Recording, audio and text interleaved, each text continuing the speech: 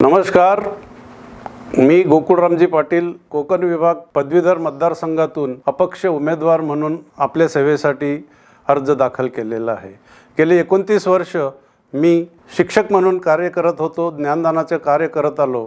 या माध्यमातून अनेक दिग्गजांशी माझी ओळख झाली, त्यांच्याबरोबर माझं काम करण्याची संधी मिळाली।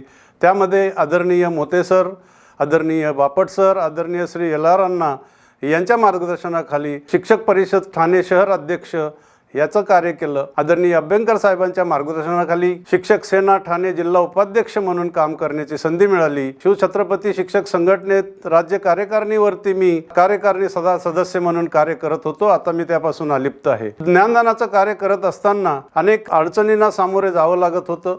शिक्षकांच्या समस्या समोर येत होत्या आणि त्या समस्या सोडवण्यासाठी आम्ही सतत प्रयत्न करत आलेलो आहोत। शिक्षकांच्या समस्या सोडवत असताना पदवीधरांच्या देखील अनेक समस्या होत्या। 12 वर्षापासून विद्यमान आमदारांनी काय केलं हे सगळ्यांना माहिती आहे, परंतु त्या समस्या सोडवण्यासाठी मी स्वतः या ठिकाणी उमेदवारी अर्ज दाखल केलेला आहे।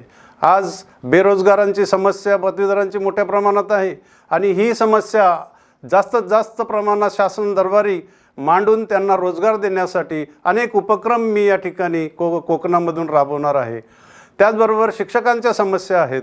शिक्षकांच्या अतिशय ज्वलंत असा प्रश्न तो म्हणजे पेन्शन, जुनी 2005 नंतर जुनी पेन्शन योजना ही लागू करावी असा आमचा आग्रह आहे। संघर्ष चालू आहे, गेल्या कित्येक वर्षापासून जुनी पेन्शन योजनेसाठी आमचा संघर्ष चालू आहे।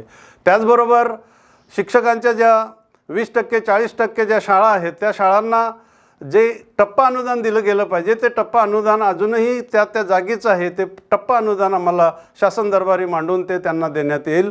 शिक्षकांच्या समस्या सोडवत असताना अनेक जिल्हा परिषद असेल, लेखाधिकारी कार्यालय असेल, पे युनिट असेल, अनेक अशा कार्यालयातून आम्ही शिक्षकांच्या समस्या सोडवत आलेलो आहोत। पदवीधरांच्या समस्या इथून पुढे मोठ्या प्रमाणात आहेत आणि पदवीधरांच्या देखील समस्या सोडवण्यासाठी मी कटिबद्ध आहे।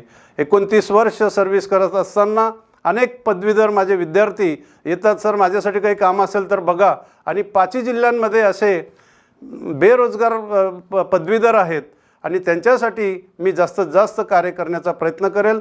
आणि म्हणून शैक्षणिक क्षेत्राशी निगडीत असलेला जर व्यक्ती आमदार असेल तर तो व्यक्ती समस्या सोडवण्यात तो अग्रेसर असू शकतो। म्हणून पदवीधरांचा देखील आमदार हा शिक्षकच असला पाहिजे, कारण शिक्षक हा शिक्षण क्षेत्राशी निगडीत असतो। म्हणून बंधू भगिनींनो, पदवीधरांचा आमदार देखील शिक्षकच असला पाहिजे। आणि म्हणून माझी आग्रहाची विनंती आहे की आपण सर्वांनी मला प्रचंड बहुमताने प्रथम पसंतीचं मत देऊन विजयी करा, आपल्या समस्या सोडवण्याची संधी द्या। धन्यवाद।